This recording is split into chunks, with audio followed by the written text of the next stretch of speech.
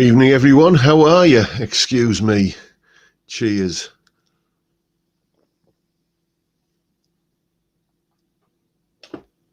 Not, it has to be said, the first one of the week this week. Been a busy old week, and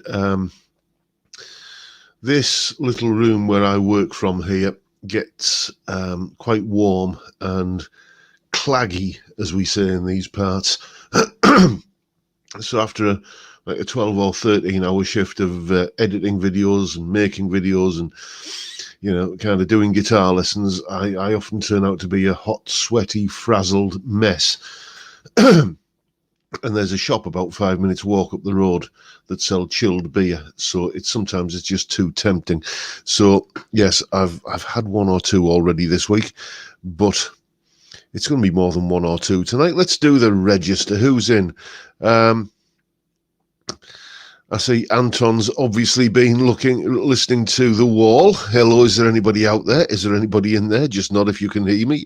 Is there anyone home? Yes. What you been listening to, Anton? Johnny Random's in, and Sean House, Ian Clark, Bottleneck Bob, how are you, mate? Dave Lewis, nice to see you in, mate. Vince Brennan, Stephen Tatton, John Ross, and Pablo Hank. You're early this week, mate. We nearly sent out a search party last week, I think it was, wasn't it? Peter Collins is in, and who else have we got? Edwin Toonan, how are you? Just opened a can of Lidl beer. Well, I'm on the Aldi beer tonight, it has to be said. Deco Dude, how are you, mate? Malcolm Spillett, Pseudo Scott, Nigel Arthur, nice to see you, Nigel. Chris Ottewell, Nancy Davis, Phil, Colin Falcon, how are you, Colin? Colin sent me an email earlier on today. Remember that white and black and gold Telecaster, and the one thing I didn't like about it was the control knobs. He's changed them and took my recommendation, but it does look better, doesn't it, Colin? Muskie's in, how are you, mate? And Deco Dude. Mick Brooks, greetings from Cambridgeshire. Vice beer today reminds me of skiing holidays many years ago when I first tried it. What was that, the beer or the skiing? Never seen the attraction of sliding down a hill on a couple of planks of wood myself. It just seems like it's just asking for a broken limb or two. And no, the après ski, I believe, as they call it. I think, there's a good case to be made for that. But, this whole kind of slippery kind of downhill thing, no, not my cup of tea at all, I'm afraid. I'm fine, thanks, Bob. I'm fine, mate. Is Ozzy in? I must have missed Ozzy earlier. Where are we? Ozzy's in, yes, indeed. Slide down the hill is one thing, but you have to go back up after. Yeah, it does look better, doesn't it, Colin? Anyway, I'm going to start this evening off with a bit of a rant, if that's all right. Nothing guitar related, but I'm sure this is a situation that many of you have encountered. We recently got a new TV, and this TV is a smart TV, and it's got all of the, the kind of streaming services, like Spotify and Amazon Prime and BritBox and Netflix and Discovery Plus and all of those kind of things, all kind of installed. And you've got the BBC iPlayer and the ITV Hub and all that sort of stuff, all the streaming and catch-up services. But none of the terrestrial ones, like the BBC or the ITV or anything like that, will work. And the reason they won't work is because it's also a Freeview TV. So it needs to be connected to an antenna. And basically something in the firmware of this TV says that unless you've got it connected to an antenna, none of those, like the BBC or ITV streaming services, will work. So we thought, right, well, we better get a TV aerial. And we tried one of the indoor ones, just one of the ones that's guaranteed to give you the picture. No, it isn't. They don't work, or certainly don't know ours. So we've been phoning around trying to get TV aerial guys to come out and put an aerial on the roof. And, what is it with tradesmen? What is it with tradesmen? You leave a message on their voicemail, you email them, I get the missus to get in touch with them on, FaceTube or whatever, and you're offering to give them work, money that they can use to buy things with and feed their families and keep the van on the road, and you just basically put money in their pocket, and they never get back to you. They never answer your emails. They never return your phone calls. Chasing around trying to get a tradesman to come and put an aerial on our on our roof for our TV. Honestly, it's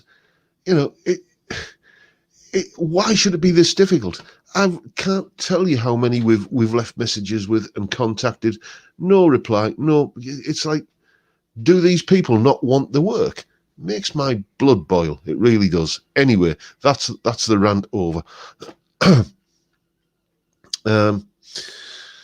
So Dash Shaft's in. Oh, Dash Shaft, there you go. Well, I didn't buy a guitar this week, but I did get a new drill. It will be put to use on guitars, so it's somewhat related. Well, fair enough, mate. John, have you seen...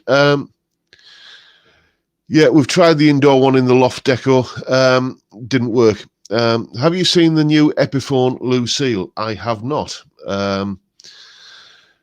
Well, yes, the thing is, there are hidden benefits there, Geronimo, because, because we can't watch BBC and ITV and stuff on the main TV downstairs, it means that the missus has to watch Coronation Street and EastEnders and Emmerdale Farm and all that sort of stuff upstairs on the laptop, so I can stick something on Discovery or something.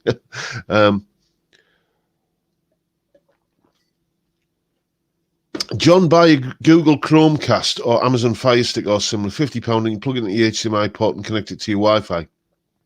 The TV's got built-in Chromecast, mate. That's not the issue. It's the fact that, we can't get the iPlayer or anything working on the TV. But as I say, it is what it is. It'll get sorted. PRS in the background. Yes, you spotted it. It's not mine. It belongs to a chap that will probably be in the chat at some point, Michael Palmer. Those of you who came to the party conference, back in August, will know Michael. He was there with with us in the pub and in the curry house. He has an enormous collection of guitars, and he's always asking me to make videos on them. Oh, good evening, Steve. Mr. Hoggett's in. How are you, mate? Hope all is good with you. Steve, I'm going to need to pick your brains a little bit. You might be getting a phone call or an email off me over the weekend, mate. A couple of technical questions that I'm sure your vast knowledge will enable me to iron a couple of things out.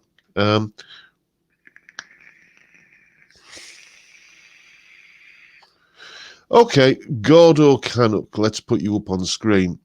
Hi, John. Would love to hear how you got involved with Zoe's as a charity, and good on you for doing it. It's pretty mundane, actually, how I got involved with Zoe's Place. I have got a bit of news coming up about that, by the way, bit of a big fundraising thing, but more on that later. How I got involved with Zoe's Place. Okay. For about 10 years, my YouTube channel was just a hobby. I wasn't doing anything with it. I would put a video up once every couple of months or something. Nobody was watching the channel. And then suddenly, boom, with one video, which I mentioned before about, I was basically having a bit of a go at Fender. With one video, it took off. And I started thinking, okay, I need to start kind of making more videos, and I noticed pretty quickly that the videos that got the most views were the ones where I was reviewing guitars. But the problem is you can't go out and buy a new guitar every time you want to make a video. Well, now I can, because the revenue from the videos kind of, balances things out a bit. But back then, I needed to fund the purchase of new guitars, and I didn't want to just, start kind of begging for, please give me money so I can buy myself new guitars. So what I did was I started a GoFundMe. So pitch into this GoFundMe. I'll buy guitars, I'll review the guitars, then I'll sell them and donate the proceeds to a local charity. And the local charity around here that everybody supports is Zoe's Place. They're a very, very popular local charity. They do lots of great stuff.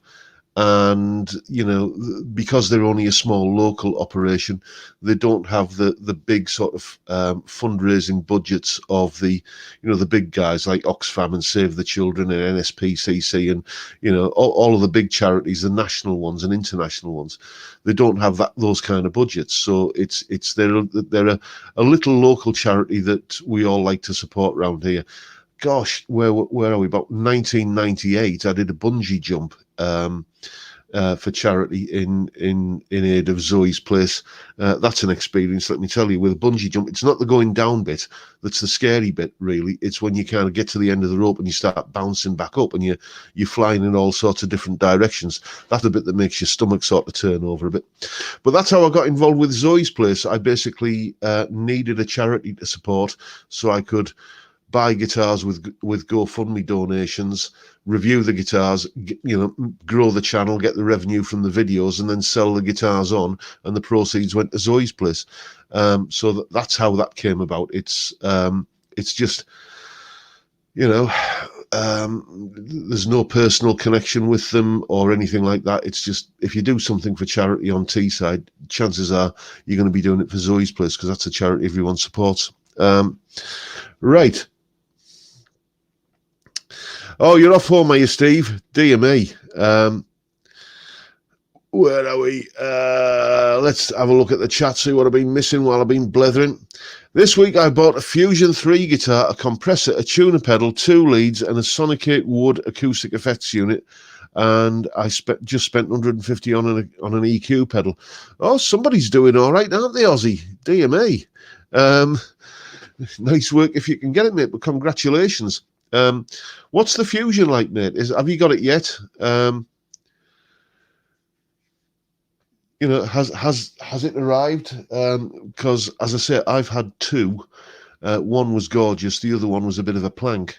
And one of my students, who might be on here at some point, a lad called Dan, has just got one, and it's a lovely guitar. But you know, as I had, mind you, it was early on, and that's the thing with Harley Benton guitars. When they introduce a new model, I think it's wise to just leave it a while, to let them get all the quality control issues ironed out.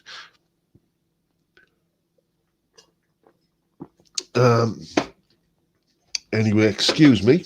I appear to have emptied my beer. Oh yes. No beer this week. Tested positive for COVID last Sunday. I didn't know that meant you couldn't have beer. I didn't know that was that drinking was off the agenda when you kind of get the positive test. Thankfully, I've never had a positive test, largely because I've never had a test. But there you go. So. Where are we? What you're saying there, Ozzy? I reckon B stock gets sorted out better than brand new. Well, possibly, mate. Anyway, yes, I was going to tell you about the next Zoe's Place fundraising thing that's going to be happening. Dan, who I see is in tonight, Scott Guitars. How are you, Dan? Nice to see you in, mate. Dan offered to build me another guitar. And the difference between the guitar that he was offering to build me and the one here, Blondie, I get Blondie out pretty much every live stream, don't I? The main difference was that I paid for Blondie, you know, and I was happy to. But Dan was going to say, look, you've been doing a lot of work promoting me guitars. Excuse me, folks, there's someone at the door.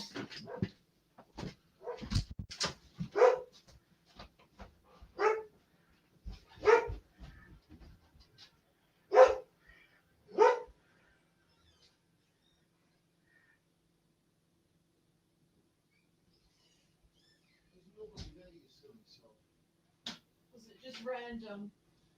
Yeah.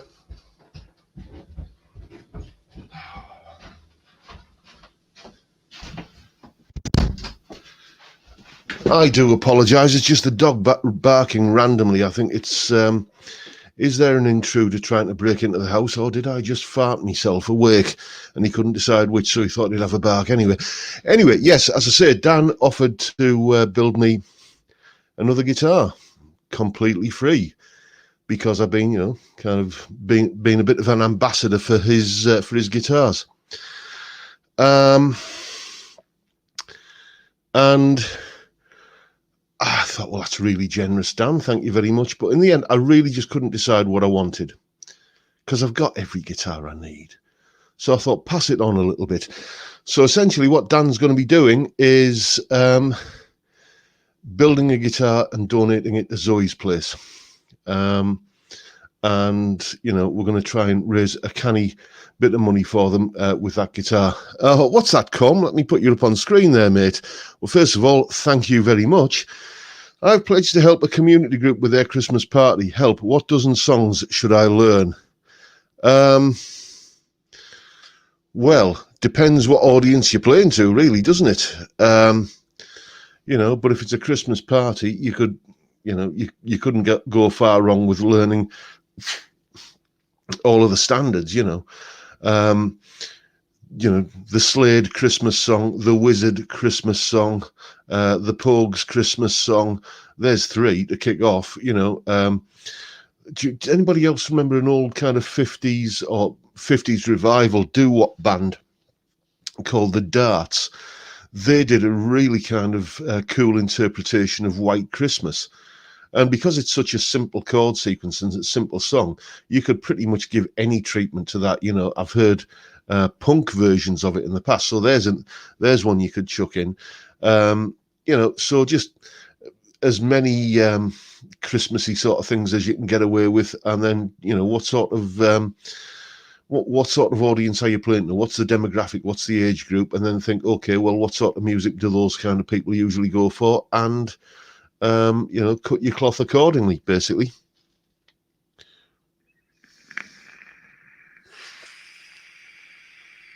Thank you, Das Schaff. That will find its way to Zoe's place. I promise you. That is such a nice gesture. And what a cracking gesture from Dan as well. He was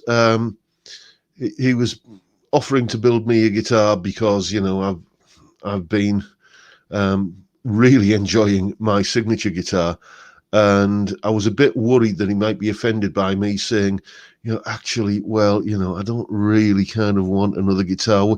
Can I give it away? And he was immediately on board with it. What a chap. Thank you so much, Dan. Let's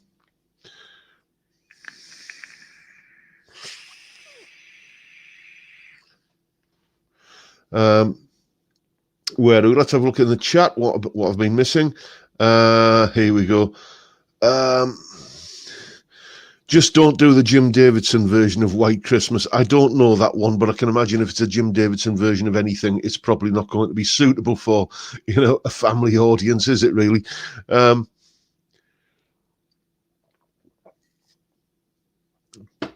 Another one I would avoid is, I'm sure many of you will be aware of an Australian singer-songwriter called Kevin Bloody Wilson.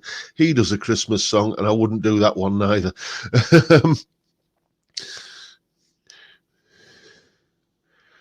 Let me put that up on screen, Jason. John, did you read about Mike Rutherford using a Squire Bullet Strat on the latest Genesis tour? His tech bought it in Newcastle for £100. I did not know about that. I did know about it, but I think it might have been you that left a comment in one of the videos that I did about something or other. But yeah, those Squire Bullets, it's £100 guitar.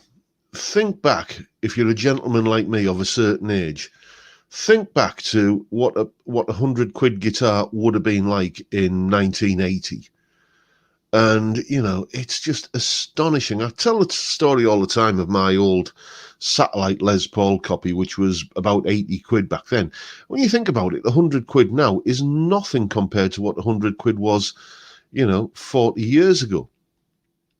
in real terms, if the same, the kind of adage is that money halves in value every 10 years, roughly. So as a rough ballpark figure, if you say 1980, 100 quid, right? Okay, in 1990, that's 200 quid. In 2000, that's 400 quid. And in, it multiplies quite. I lost track of where I was there, as you could tell. I'm only on my second beer. I'm not sure that kind of, I think that once you start extrapolating too far like that, it starts to lose its value, that calculation. But it's, 100 quid back then was like a ridiculously big amount of money. It was, I don't know, what was that roughly about the average weekly wage back then? I don't know. But 100 quid now, and you can buy a guitar that, the guy from Genesis can happily go on a big arena tour and use on stage. And Jack Pearson, of course, Nashville session guitar player, played with the Allman Brothers and so on, Squire Bullet Strat. It's ridiculous how good you can get a guitar for now. Because I don't know about you, when I was, a young wee whippersnapper cutting me teeth as a guitarist, the idea that, you could reasonably expect to own a Fender or a Gibson or, like a one of those kind of top level guitars, it was a pipe dream. So you accepted that was never going to happen, you just thought, well, I want a guitar that's good. I want a guitar that sounds good with a low action and plays nice and looks cool. So that's, you set your sights on, the Ibanez's and the Washburns and the Tokais of the world. But nowadays, the fact that you can buy, a good mate of mine a few years ago made the point that throughout, all of his playing career, which is like decades long, there's always been a Fender Stratocaster that you can buy for 400 quid. There's, you can always buy, it may not be the same kind of model of Fender Stratocaster that you could have bought 20 years ago, but there's always a Strat that's available for 400 quid, which is staggering, really, I think.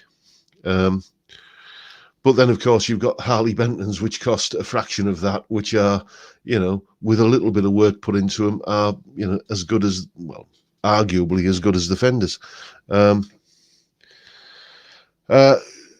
John, I recently rewired my mate's Bullet Strat that he inherited from his dad. It was early 70s, I think, and it was lovely.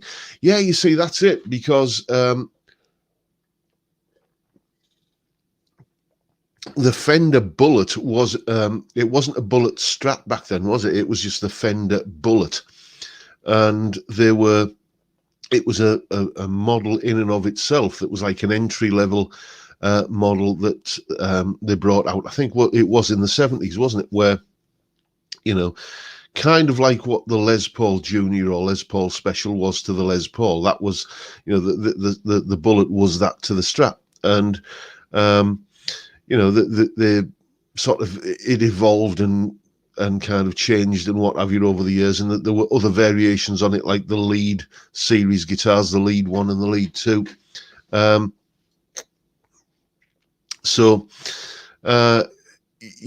think it's good that they have re-established that brand. And as I say, you're getting professional musicians who will say, actually, this is pretty good, I'm going to use this. So nice touch, really.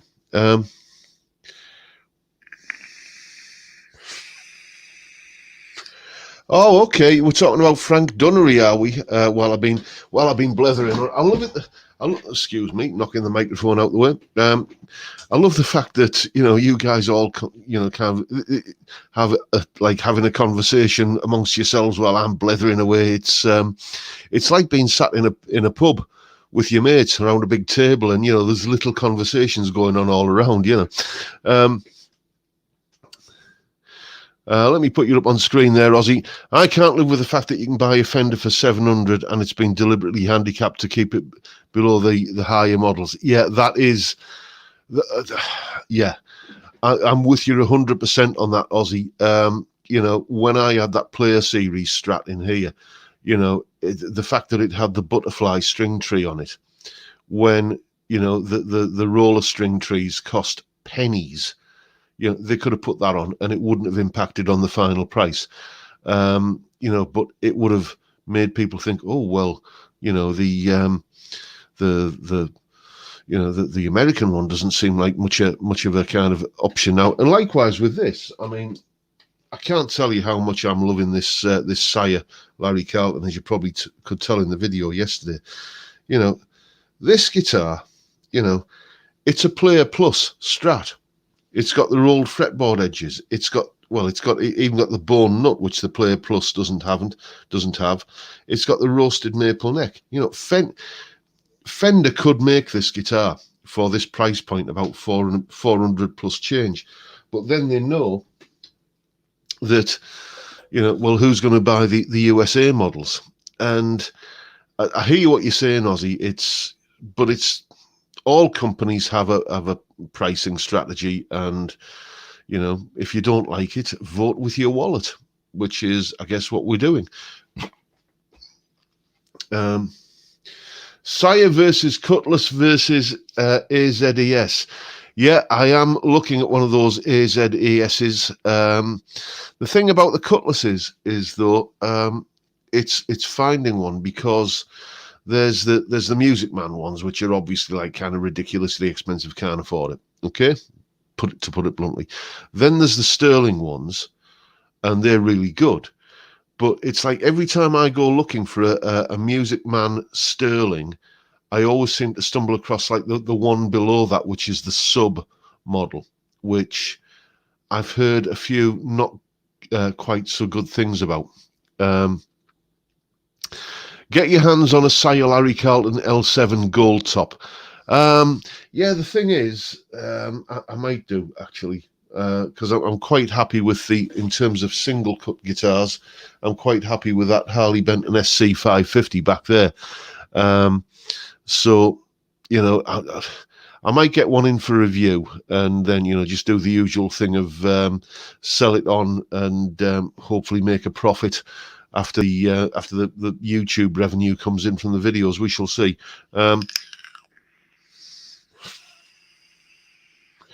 Hi, John, and greetings from Ireland, says James Wild. Well, greetings from a rather chilly and breezy Redcar on the Yorkshire coast, mate.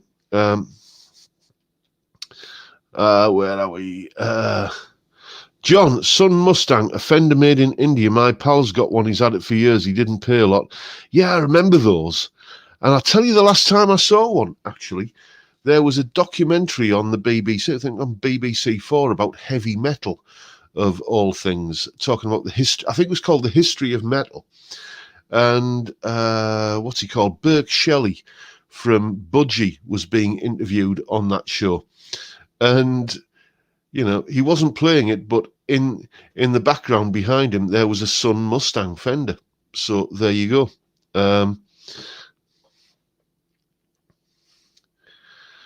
Oh, John, I forgot artist guitars have the telly back in stock. I'm seriously tempted. Well, fair enough, mate. Dave Lewis has got a white Larry Carlton telly. It's still on its way from Germany. I wonder which shop you bought it from then, Dave.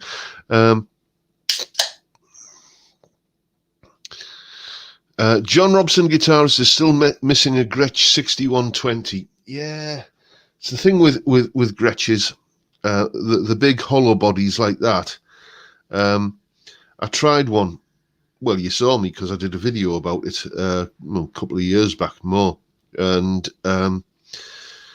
it's just, it sounds great when it's in the hands of someone like Brian Setzer, but it's not really a Johnny Robbo guitar, it has to be said.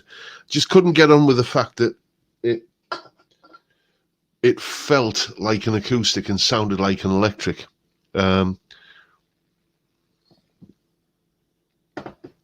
My missus has agreed to go and get me beer. I love beer, yes. Oh, here we go, Flake. Yeah, it's not that bad, come on. Right, let's just see what I'm missing in the chat. Apologies if you're addressing me in the chat and I don't get round to it because it just goes up so quick. Bill Guitar Guys on the Carlsberg Export tonight. The Sire guitars are brilliant value for money, aren't they just? I was on the Carlsberg Export last night because it was, as I say, it was in the fridge at the corner shop after I'd finished. Lewis is loving his Larry Carlton. Yeah, you've got the white version of mine, haven't you? Which, I don't know, nice looking guitar, the white one, but I just like to see a bit of timber, you know. So there you go. Anyway, I haven't told you what's coming up on the channel this week. Let's see if I can remember, because I've got that many videos made and stacked up to go live. I may forget. Where are we? Yes, Sunday is going to be the shakedown on this guitar.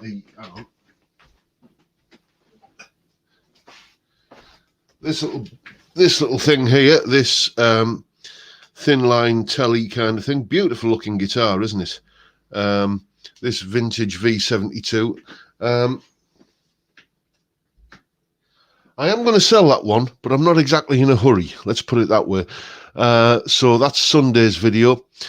Monday's video, there is a solo analysis as usual.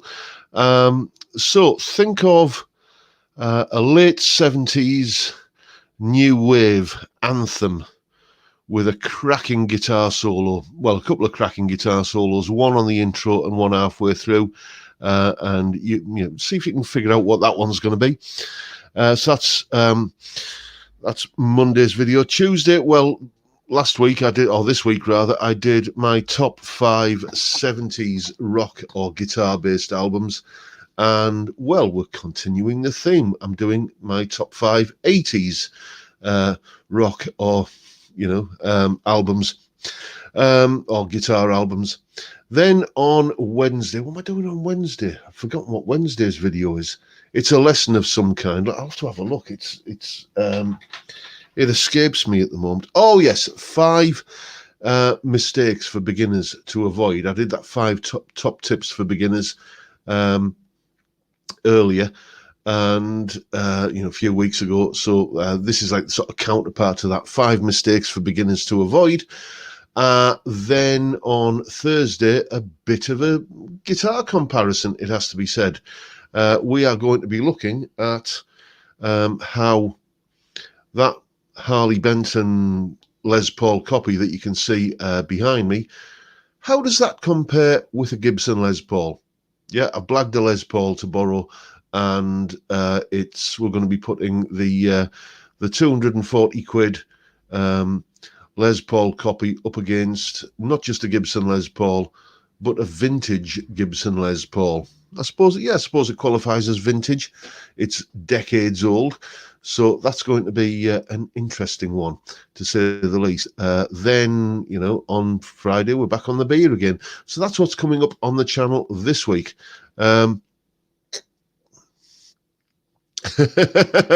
John, don't name the telly or it's not livestock.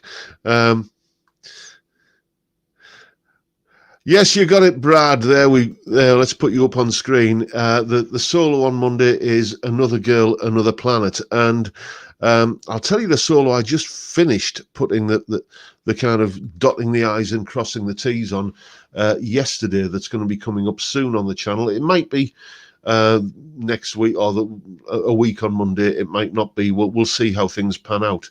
But you remember a while ago I did that guitar interpretation of the sax solo from that Hazel O'Connor song, Will You? I know one person in the chat remembers that really well because he suggested it.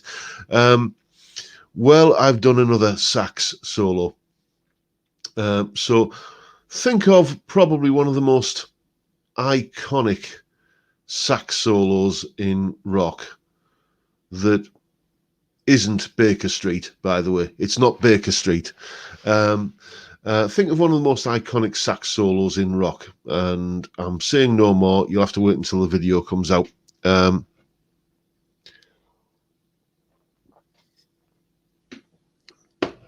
it's not Baker Street. Not Baker Street. Oh, Kieran's in. Dear me, Kieran, I thought we were going to have to send out a search party, mate. Where you been? Not Jungle Land, but you're thinking along the right lines there, Brad. You're thinking along the right lines, the right artist and the right sax player. Yeah, I'm with you on that, Dash Shaft. I really like. Let's put you up on the screen, mate. I really like the look of that Epiphone SG Modern. I think it's a stunning looking guitar, and it just every time I played an SG though, it's just like close your eyes and go for the 12th fret, and you're about the 15th, aren't you? It's just everything is kind of in the wrong place. I was trying to explain this to a mate of mine the other day who doesn't play the guitar, and I said, it's a bit like getting into a left-hand drive car. It's that sort of thing. You will acclimatize eventually, but it just feels, wrong to begin with. So yeah, I'll put you out your misery with that. I've done the sax solo from Born to Run, Springsteen. It was weird how that came about. I got up one morning about Tuesday or Wednesday, and for some reason I must have been dreaming about the song because that sax solo was in my head, and I thought, and when you can hear something and I don't know if you've got to this stage, but when you can hear a tune in your head, and you can almost picture how that tune maps out on the fretboard, I thought, yeah, I could probably do that on the guitar. And then when I tried figuring it out, oh dear me, you know that old adage, if you want to become a great guitarist, copy an average sax player. Dear me, I'm not saying Clarence was an average sax player. Point I'm making is that putting a sax solo onto guitar, dear me, you realise that you are trying to interpret another language. I got there in the end and got the fingering sorted out for it, but dear me, it took a bit of doing. Quite proud of how it turned out. So yeah, I'll try to remember not to dilly and dally and get and delay that one for too long, because it's a good solo to do on guitar.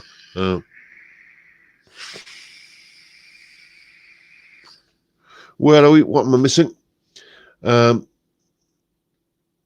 I reckon we're going back into lockdown soon again.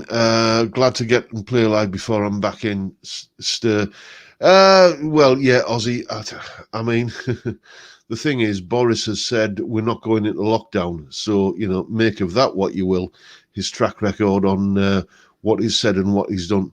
Personally, I think it's a case of, will it be observed? And that's all I'm going to say on the matter. I don't want to kind of, fall foul of the powers that be by, kind of, inciting insurrection or anything like that. But, I just think it might be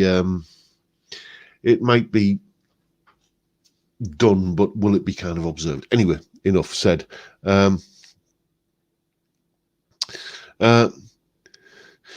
Funnily enough, my Yamaha SG doesn't stick out like Gibson's. Oh, I think I'm replying to somebody else's reply there. You have a vintage brand SG bought for 52 quid at an auction. Yeah, I think we talked about that, didn't we, Malcolm, when we had our little chat about your guitars. So, as I say, I've had one of those vintage VS6s, I think they're called. That's the model number. I've had, not to own, but I've been the custodian of for a little while a Gibson SG. Don't know. Don't ask me which year or which model it was. It was an SG shaped guitar, and it had Gibson on the top, and it had a pair of humbuckers. It just had the little pick guard, not the big kind of full one covering the whole of the fascia. I've had a Gibson SG J in here, SG Junior. And I've had a Harley Benton SG, and I've had Epiphone SGs. And it's the same thing each time with them. Everything just feels kind of slightly wrong, But then again, give a Strat to an SG player, And you know, I suspect they'd say the same thing. Interestingly, talking about Strats and SGs, the Gibson SG was Tony Iommi's backup guitar, wasn't it? And they were recording the first album, and you know, the pickup on his Strat died, so he had to start using his backup guitar, the SG. What would have happened if that solder joint or whatever it was on his Strat hadn't gone wonky? Would Tony Iommi have become one of the iconic Strat players? Would you know, kind of the Gibson would the Fender Stratocaster have become an iconic metal guitar that we associate with, you know, tracks like Paranoid? Who knows?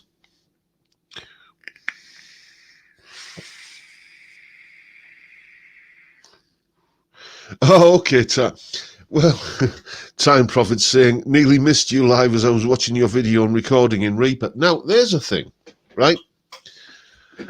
There are countless, very much more knowledgeable people than me that use Reaper and do videos about Reaper and know the ins and outs of it like nobody's business. I don't. I know how to use Reaper to do what I want to do with it for my limited needs. And, you know, I just, I kind of know about maybe 5%, if that, of what's capable in Reaper. But people keep saying to me, will you do a video on Reaper? And I always say, well, look at Adam Steele's video on Reaper. Look at, who's that American guy? I can't remember his name, but there's loads of videos on Reaper by people who, you know it much better than I do. But I keep getting asked for videos on how I use Reaper. Is that something you would be interested in? Because if it is, I'll do the videos, or I might do a couple of videos. Similarly, Audacity. I've used Audacity for years. I've just finished, actually, as you know, for the Patreon supporters, I do a monthly podcast. I just finished doing the November podcast today because I like to get it done a little bit early and out the way before I'm anywhere near the deadline. So I know I do know my way around Audacity pretty well. So if you'd like to see any videos on Reaper or Audacity, let me know.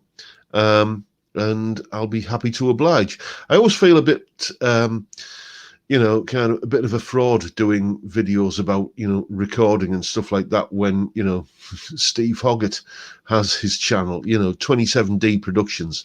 Go and check it out. If you haven't subscribed, go and subscribe because he's a genius. He hasn't put up a lot of videos lately, but you know, I reckon if he starts getting more subscribers, he will, you know, kind of get his finger out and start making more videos. But you know, when there are people as knowledgeable as Steve around there, I just feel a bit of a, you know, a bit of a charlatan saying, "Listen to me, I'll show you how to do home recording."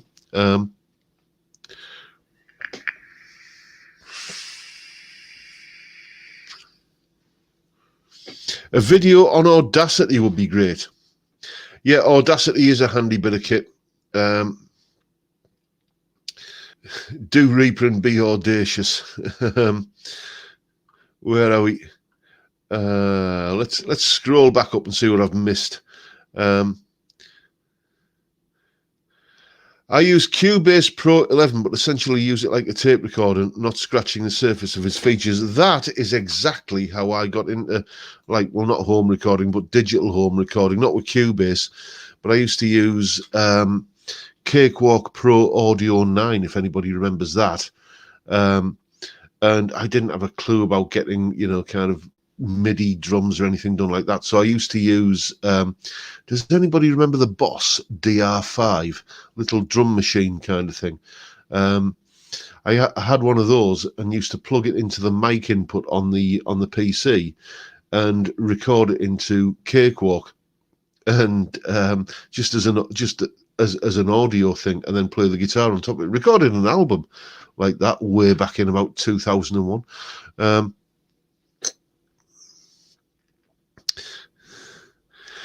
You getting a few more videos up, are you, Steve? Well, you know, just let me know when they're up. Well, I'll know when they're up because I'm subscribed to your channel. I'll give them a bit of a plug, mate. Pro Audio 9 was pretty good. Somebody else remembers it. Dear me, yes. And I went from Pro Audio 9 to Music Creator, then to Sonar in the end. And then, just on a whim, I thought, I'll try this Reaper thing that everybody's talking about. And within an hour, it was like, okay, this is it. I've come home. I use compression on my voice in Reaper, and I take out the low EQ values. Don't use compression on the guitar because distorted guitar is already compressed. Yes, indeed. There's a really handy, I'll share this tip with you now. All of the mixes that you hear me do on like guitar kind of reviews and solo analysis and stuff like that, I mix it out of Reaper as a WAV file. And then I import that WAV file into Audacity. And there's a really great little effect in Audacity called the leveler effect. And I use that, and it really kind of just fattens everything up and punches it up. It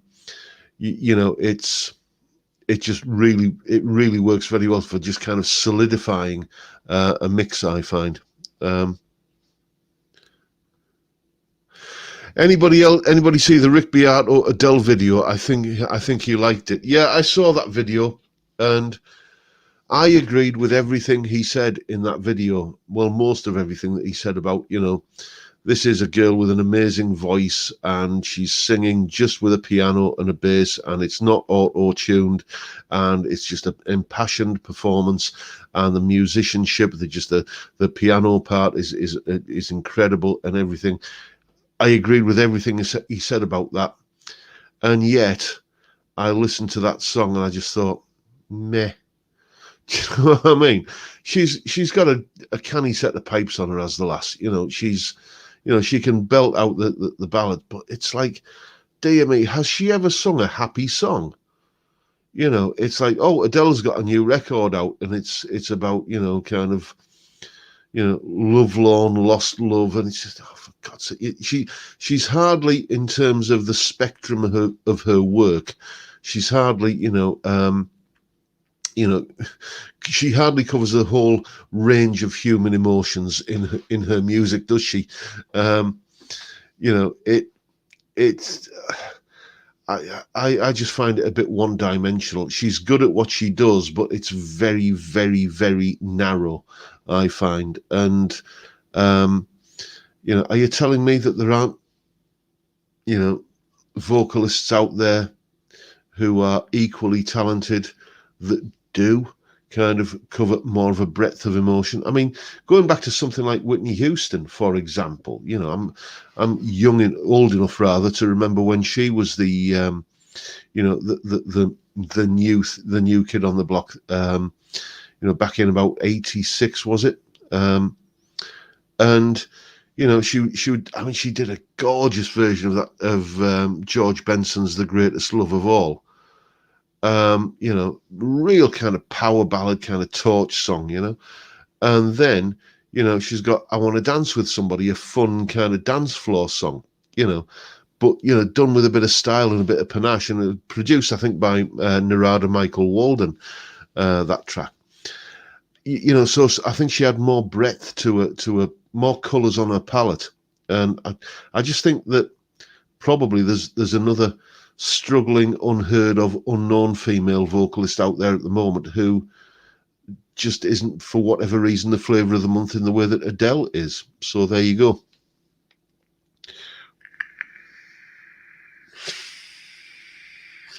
Adele sings Whitesnake. Now that's a record we need. Is it too early to mention Imelda May? No, it's never too early to mention Imelda May. Those of you who are Patreon supporters, you will get the podcast every month, and you'll know that the way I open up the podcast every month is with, I literally do, I hook my phone up to the computer, call up the MP3 app on the phone, random shuffle, and the first 3 songs that come up are the first 3 tracks that get played on the podcast each month. And one of them was an Imelda May song this month, or November next month.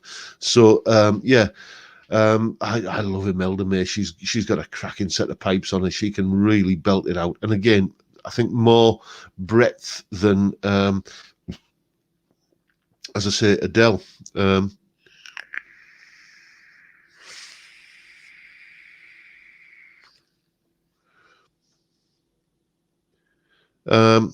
If you want emotion from your singers, listen to surprise Flo Jansen. That's a new one for me. Yeah, I'm still waiting for one of these days, Johnny. One of these days, Ernie, the fastest milkman in the West, will surface on the podcast. I promise you. John, check out an American artist called Emily Wolfe, quite new on the scene, but real raw blues rock sounds. I shall do that. In fact, let me make a note of that. Because, excuse me, let me bring the mic with me while I'm just writing down over here what I do. There we go. Made a note of that. What I do on a Sunday is I usually finish teaching, if I can, on a Sunday about 3 o'clock. And then I have a virtual pub night with the lads on either Zoom or Teams or something like that. Stay put. No. I have a virtual pub night either on Zoom or Teams with the lads, but like that couple of hours, like I like to just kind of go and catch up, have a bit of me time, and watch a bit of YouTube stuff, listen to some music and check stuff out, maybe read the paper, just do normal kind of human stuff that people do on a Sunday instead of kind of working all hours. Adele sings Slipknot. Adele sings White Zombie.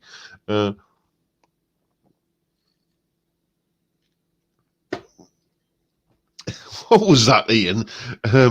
Has anyone seen the photos of David Coverdale? He looks like he's waiting for one of those operations. Yeah, I mean, the thing about David Coverdale is, though, I mean, you got to hand it to the bloke. I mean, he's got to be 70, hasn't he? He's knocking on in years a bit and not a grey hair to be seen. Amazing.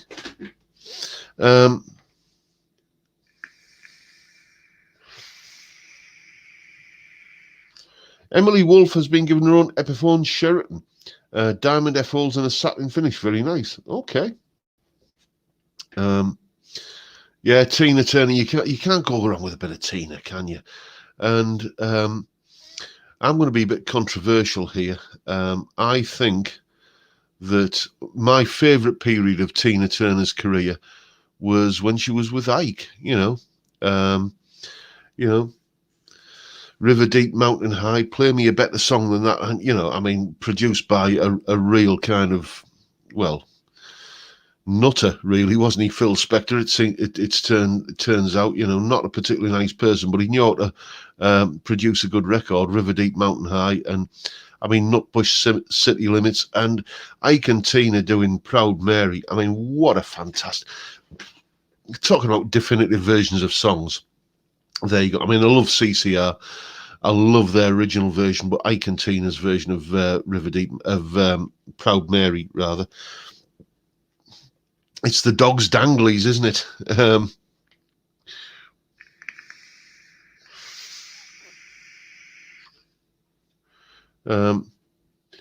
Ike Turner was fantastic. Tina has retired now. Yeah, she had I saw an interview with her on the BBC. It's got to be about 3 years ago now, where she was in good spirits, it has to be said, but she'd had a stroke and she looked old and frail, and bless her, I think she's earned a retirement, hasn't she, really? And long may it last for her. I hope a kind of twilight years are long and happy, and she deserves it, doesn't she, really? Where are we? Julian Clary did a version, Proud Fairy. Again, yes. I'm not passing any comments about the nature of Ike and Tina's relationship. I'm just saying, because it's a hard one, isn't it? You know, when you enjoy someone's music and then you find out that they're an odious shit. Basically, not to put too fine a point on it. I don't usually swear in these videos, but I've had a few beers and I can't think of another word to describe him. You know, Ike Turner was a bit of a shit, to put it mildly. And you know, but do you separate? Does that affect your perception of an artist's music? For me, it does to an extent, and I think for me, largely, it depends on when I find out that they're a bit of a shit. That affects it, because if I've invested a lot in the music and really kind of enjoy the music, then you know I find it hard to switch that off when I then find out that the person involved is, you know, a bit of a shit. So there you go. Sam and Dave hated each other. Yes, they did. Well known that. I mean, I did hear stories about similar things with the Beach Boys, where you know they would create perfect harmony on stage, but you know they would have to travel to the gig in separate vehicles, and you know enter the stage from different dressing rooms from different sides of the stage, so they wouldn't have to interact with each other. You know, kind of either before or after the gig. So yeah, it's just one of those weird things. You know, I suppose you can call it professionalism. You know, I may not like you as a person, but I will work with you and we'll deliver the goods. I mean, there's got to be something to be admired there. Phil Spector versus Beatles productions. Well, now there's a conversation to be had. You know, because well, Beatles productions, you know, you're talking George Martin, aren't you? You know. Thoughts on Eric Clapton, John? Here's my thoughts on Eric Clapton. Eric Clapton first came to the fore, I guess, the Blues Breakers. That was his that was when the Clapton is God thing started, wasn't it? So what's that? 66. So we're talking 66 to 2006. That's 50. That's 40 years plus another 15. That's 55 years. Let's call it a 55-year career. I would say that Eric Clapton has produced 30 years of fantastic music in a 50-year career. And that's pretty much the same conclusion that he reaches in his autobiography, which is well worth a read, by the way. You know, there are huge patches of his career where he's just phoning it in. He's paying the mortgage, he's buying his new Maserati, and it's just, you know, and he admits this himself. There were large parts of his career where he was just on holiday, basically, and needed to churn out another album and do a tour just to kind of fund his lifestyle. But when he's got the bit between his teeth, and the album I always come back to is Layla and Other Assorted Love Songs. When he's got the bit between his teeth, like on that album, or the Roger Waters album, Pros and Cons of Hitchhiking, or, you know, from 95, the From the Cradle album, you know, dear me, when the sparks are flying and the fire is in his belly, he's got it. And another, the Cream reunion gigs, that I don't know if you saw them, that they're probably out on DVD. You know, the Albert Hall gigs. He was on fire on those gigs. They were absolutely fantastic. You know, you don't listen to Clapton. I think this is a mistake a lot of people make. You don't listen to Clapton expecting, you know, kind of shreddy virtuoso Eric Johnson, Joe Satriani style guitar playing. You know, he was, you know, regarded like that in his early days because, you know, that he was that, not that kind of player, but, you know, comparatively so to like what else was in the charts. You know, you had sort of Hank Marvin, you know, God bless him, Hank, you know, but, you know, listen to the Beano album and then listen to, you know, the Shadows, and you see what I'm saying. There's an air of virtuosity about Eric compared to his contemporaries at the time. but you don't listen to it in the modern age for that sort of virtuoso kind of shreddy sort of stuff. You listen to it for the soul and the feel and the excitement and the phrasing, and and he still can deliver that when when he has a mind to. But quite often it's just like he's just, as I say, phoning it in, paying the mortgage. Anyway, chaps, that seems like a good place to end it, because I'm on my last beer. We've been on an hour, and there's a local delicacy called a parmo arriving at some point in the next 20 minutes or so. So I'm going to love you and leave you and say thank you once again, everyone, for turning up. It has been an absolute blast, as always. Thank you so much for turning up and watching a fat, bald northern lad talk bollocks for an hour. It's a mystery to me why you keep on turning up, but I'll keep on doing it as long as you seem to be enjoying it. So for now, chaps, thanks for turning up, and time, gentlemen, please. I'll see you all on the next one.